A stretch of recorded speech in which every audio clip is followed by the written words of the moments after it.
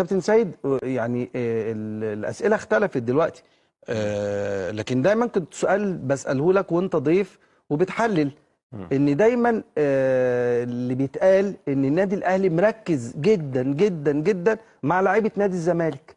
هل ده ممكن يبقى ليك رؤيه في المستقبل ان الموضوع ده يقل؟ هو الرأي عندي الموضوع يبقى بس الاحترام والتقدير. طبعا. لكن الاحتراف هو فرض نفسه في حاجات كتير قوي يعني.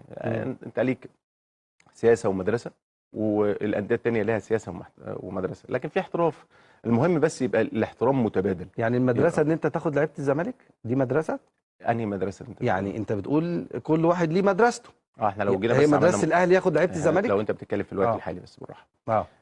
لو اتكلم في الوقت الحالي، فانت عندك نفس المدرسه اللي انت بتتكلم فيها هي نفس المدرسه اللي عند الزمالك. مثلا احمد حمدي ما هو خريج الاهلي، ناصر ماهر هو خريج الاهلي، عبد الله السعيد كان في الاهلي. ده علم احتراف مفيش مشكله. لكن اقصد الكلام اللي يخرج منك يبقى يعني مش مساله يليق بيك بس، يليق حتى باللي انت بتتكلم عليه اللي هو نادي الزمالك. ايوه.